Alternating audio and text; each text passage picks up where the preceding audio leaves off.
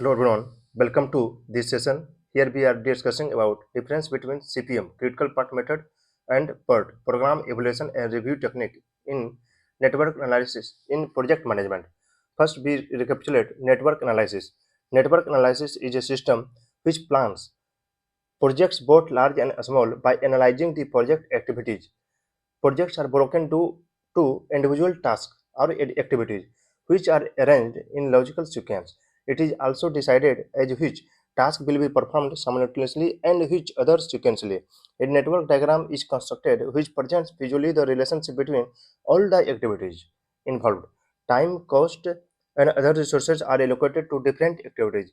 Network analysis helps designing, planning, coordinating, controlling, and in decision making in order to accomplish the project economically in the minimum available time with the limited available resources. तो network analysis का mainly दो जो तरीका है method है CPM and PERT critical path method and PERT program evolution review and review technique तो दोनों में मेनली डिफरेंस क्या है नेटवर्क एनालिसिस किसी प्रोजेक्ट मैनेजमेंट में जो हम लोग नेटवर्क एनालिसिस करते हैं प्रोजेक्ट का तो नेटवर्क एनालिसिस करने का दो तरीका मेनली है critical path method and PERT program evolution review technique तो दोनों में डिफरेंस क्या है दोनों में नेटवर्क एनालिसिस हम लोग कैसे करते हैं उसको हम लोग यहाँ पर डिफरेंस को यहाँ पर हम लोग डिस्कस करेंगे तो CPM in CPM critical path method the activity times are known with certainty तो क्रिटिकल पाथ मेथड में क्या होता है जब किसी प्रोजेक्ट का हम लोग एक्टिविटीज निकाल लेते हैं तो एक्टिविटीज का प्रत्येक एक्टिविटी का टाइम भी नोन रहता है कि वो एक्टिविटी पार्टिकुलर एक्टिविटी इतना दिन में होगा इतना आवर्स में होगा लेकिन PERT program evolution review technique में जो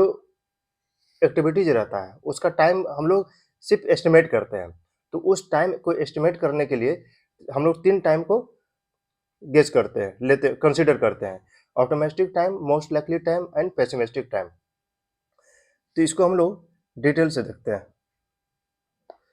क्रिटिकल पाथ मेथड में क्या होता है तो ये एक जो डायग्राम दिख रहा है नेटवर्क डायग्राम दिख रहा है नेटवर्क डायग्राम है जिसमें एक किसी प्रोजेक्ट जिसमें एक्टिविटी जो है A B C D E F किसी प्रोजेक्ट का इतना एक्टिविटी है A B C D E F जिसका प्रत्येक एक्टिविटी का टाइम दिया हुआ है ये एक्टिविटी जो है ये एक्टिविटी का टेल इवेंट हो गया एंड ये हेड इवेंट हो गया बी एक्टिविटी का टेल इवेंट हो गया और ये हेड इवेंट हो गया किसी भी एक्टिविटी का 2 इवेंट होता है एक स्टार्टिंग एक एंडिंग तो स्टार्टिंग को हम लोग टेल इवेंट कहते हैं और एंडिंग को हेड इवेंट कहते हैं तो ये एक्टिविटी का जो टाइम ड्यूरेशन है मतलब ये एक्टिविटी कितना दिन में खत्म होगा 4 डेज में खत्म होगा तो ये सीपीएम क्रिटिकल पाथ मेथड में ये नोन है कि एक्टिविटी जो है कितना दिन में खत्म होगा अब बी एक्टिविटी है 6 दिन में खत्म होगा 6 दिन में कंप्लीट होगा प्रत्येक एक्टिविटी का क्या है टेल इवेंट है 2 इवेंट होता है starting event and ending event तो एंडिंग इवेंट को हेड इवेंट कहते हैं और स्टार्टिंग इवेंट को टेल इवेंट कहते हैं तो सीपीएम क्रिटिकल पाथ मेथड में प्रत्येक एक्टिविटी का जो कंप्लीटेशन टाइम है जो ड्यूरेशन है वो मेरा नोन होता है 4 डेज 6 डेज 5 डेज डी का 4 डेज हो गया ई का 3 डेज हो गया एफ का 3 डेज हो गया ठीक है तो above network diagram showing a small engineering project consist of 6 activity A B C D E and F with duration of 4 6 5 4 3 and 3 days तो क्रिटिकल पार्ट मेथड में हम लोग क्रिटिकल पार्ट को निकालते हैं और क्रिटिकल पार्ट को कंप्लीटेशन में जो टाइम लगेगा वो मेरा प्रोजेक्ट ड्यूरेशन रहेगा अब इसमें हम लोग क्रिटिकल पार्ट को निकालते हैं इसमें पाथ कितना हो जाएगा अब 2 पाथ है एक हो गया ऐसे जब हम लोग चलेंगे तो ये एक पाथ हो गया एक ऐसे चलेंगे तो दूसरा पाथ हो गया तो एक पाथ हो गया path number 1 A B C and F तो ए बी सी एक्टिविटी का जो ड्यूरेशन है उसको हम लोग ऐड करते हैं 4 डेज बी का 6 डेज सी का 5 डेज प्लस एफ का 3 डेज छोड़ 10 15 18 18 डेज 18 डेज हुआ यदि हम path A B C F को फॉलो किए तो प्रोजेक्ट मेरा 18 डेज में कंप्लीट होगा अब यदि हम path A D E F को फॉलो किए तो कितना दिन में कंप्लीट होगा 4 प्लस 3 प्लस 3 8 14 डेज में कंप्लीट होगा।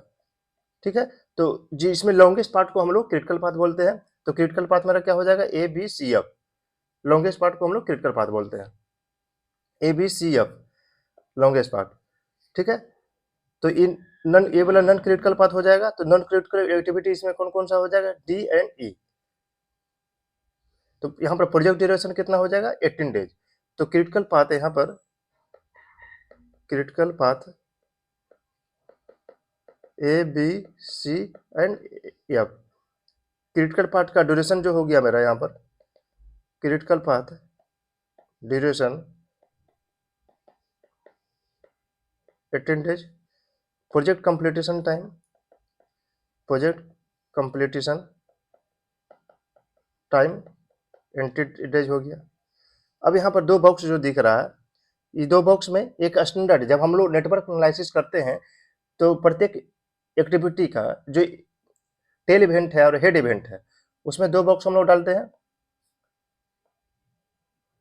अर्लीस्ट स्टार्ट टाइम, एक लेटेस्ट फिनिश टाइम।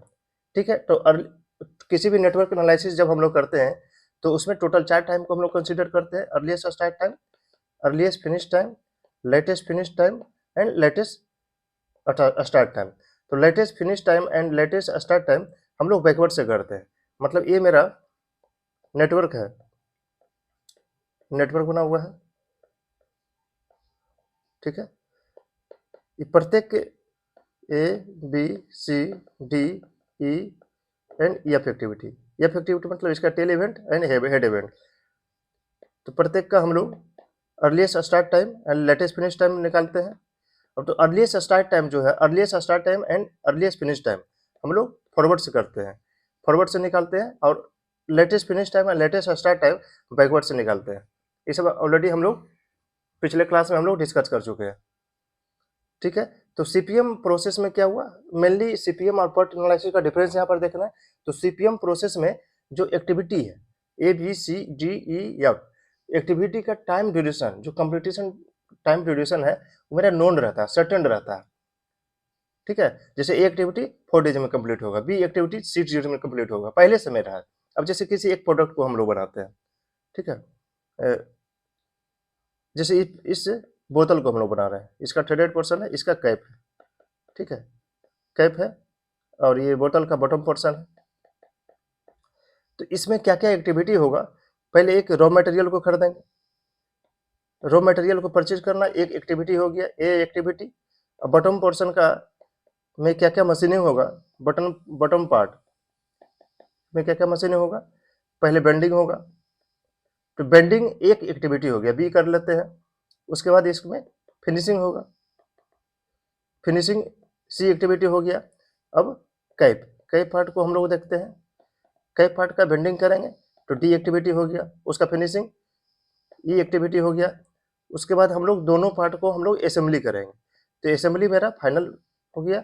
तो इसका नेटवर्क एनालिसिस जो करेंगे, तो रॉ मटेरियल को परचेज करने में यदि हम सीपीएम कर रहे हैं तो इसमें कंसिडर ये करते हैं कि इसका ड्यूरेशन जो है नोन है, 4 डेज में कंप्लीट हो रहा है। रॉ मटेरियल को परचेज कर इसका ऑर्डर प्लेस किए, फिर ऑर्डर मेरा मटेरियल मेरा गोदाम में आ जाएगा, वहाँ से फिर हम लोग मशीनिंग शुरू करेंगे। फिर बॉटम पार्ट का बेंडिंग शुरू किए तो इसका 3 डेज लगा, 2 डेज लगा, इसका 2 डेज लगा, इसका 3 डेज लगा, पैकेजिंग और असेंबली करने में 4 डेज लगा। तो इस तरह हम लोग प्रत्येक एक्टिविटी का, यहाँ पर रॉ मटेरियल करना, बेंडिंग करना एक एक्टिविटी हो गया, फिनिशिंग करना एक एक्टिविटी हो गया, कैप का बेंडिंग करना एक एक्टिविटी हो गया, कैप का फिनिशिंग करना एक एक्टिविटी हो गया। अब इसका नेटवर्क डायग्राम बनाते हैं।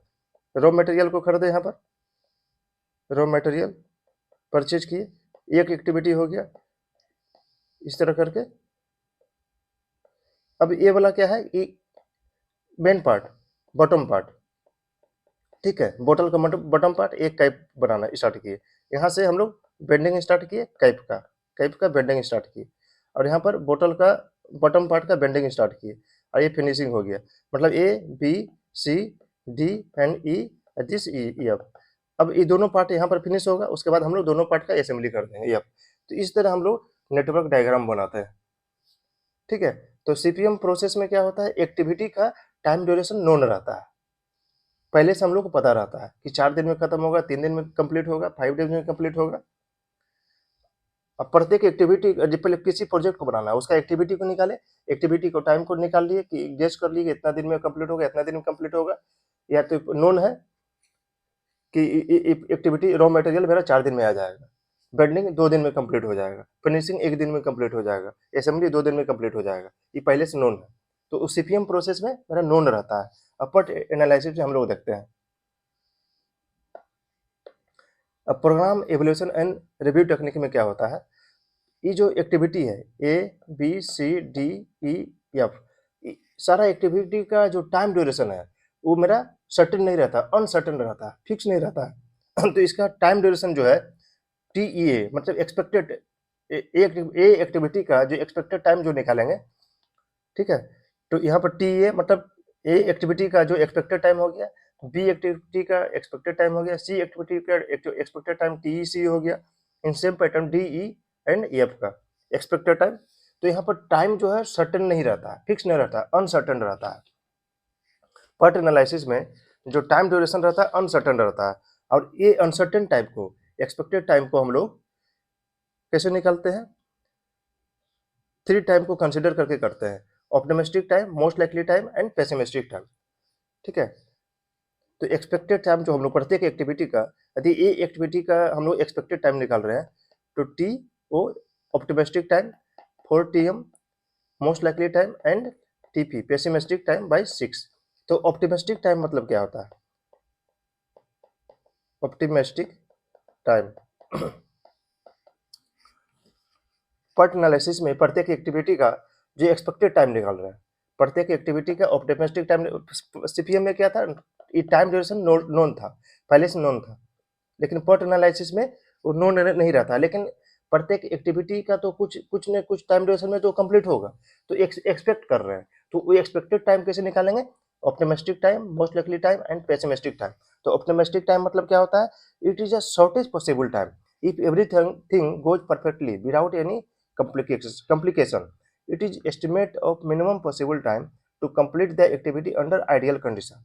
मतलब ये एक्टिविटी मेरा है, ये एक्टिविटी है, यदि सारा कुछ सही है, रॉ मटेरियल को हम लोग परचेज कर रहे हैं, ठीक है, रॉ मटेरियल हम लोग परचेज कर रहे हैं, ऑर्डर प्लेस प्लान किए, ऑर्डर प्लेस किए और मेरा मटेरियल आ गया, ऑर्डर प्लेस करने से मटेरियल आने तक प्लान किए, ऑर्डर प्लेस किए और मटेरियल आ गया, आने का जो आइडियल कंडीशन है 4 डेज लग रहा है, ठीक है। तो आइडियल कंडीशन में ये टाइम ड्यूरेशन होता है,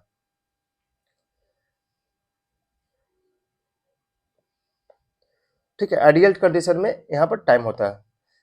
अब पेसिमिस्टिक टाइम क्या होता है, TP पेसिमिस्टिक टाइम, ठीक है, it is the longest time taking into consideration all odds, this is a time estimate everything goes wrong. अब हम किसी भी एक्टिविटी को कर रहे हैं, ठीक है, मटेरियल को ही परचेज कर रहे हैं, ये एक्टिविटी को मटेरियल परचेज करना हो गया, अब हम ऑर्डर प्लेस किए, अब ऑर्डर जब आने लगा तो गाड़ी खराब हो गया, ठीक है, अब गाड़ी बनाने में ही ट्रक से आ रहा था, ट्रक ही खराब हो गया, ठीक है। तो हम इसमें कंसिडर पेसिमिस्टिक टाइम में क्या करते हैं, लॉन्गेस्ट टाइम, ठीक है, अब मतलब ऑर्डर प्लेस किया, गाड़ी खराब हो गया, चाहे कंप्यूटर ही खराब हो गया, प्लान कर रहे हैं कंप्यूटर ही खराब हो गया, this is a time estimate if everything goes wrong. तो जो लॉन्गेस्ट टाइम है उसमें हम लोग लेते हैं पेसिमिस्टिक टाइम। अब most likely time, most likely time, it is a best estimate of the activity, this lies between the optimistic and pessimistic time।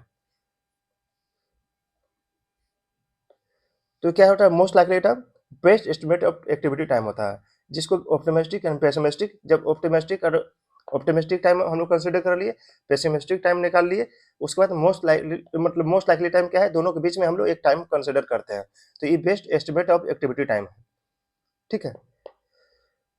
तो एक्सपेक्टेड टाइम, इसमें हम लोग किसी भी एक्टिविटी का एक्सपेक्टेड टाइम कैसे निकाल रहे हैं, T optimistic plus 4 TM most likely time and TP by 6। तो प्रत्येक एक्टिविटी का जो एक्सपेक्टेड टाइम है हम लोग इस फॉर्मूला के द्वारा पर्ट एनालिसिस में निकालते हैं, कंसिडर करते हैं, निकालते हैं। अब यहाँ पर एक्सपेक्टेड टाइम इस एक्टिविटी का TEA का निकालेंगे, तो क्या है, यहाँ पर ऑप्टिमिस्टिक टाइम 2 डेज हो गया, प्लस 4 इंटू TM हो गया most likely time, plus T more pessimistic time 8 days by 6, 2 plus 8 plus 8 by 6, 6 यानी 3 days हो गया। तो इस तरह हम लोग प्रत्येक एक्टिविटी का एक्सपेक्टेड टाइम निकाल लेंगे। ठीक है, बी एक्टिविटी का सेम पैटर्न में हम लोग एक्सपेक्टेड टाइम निकालेंगे।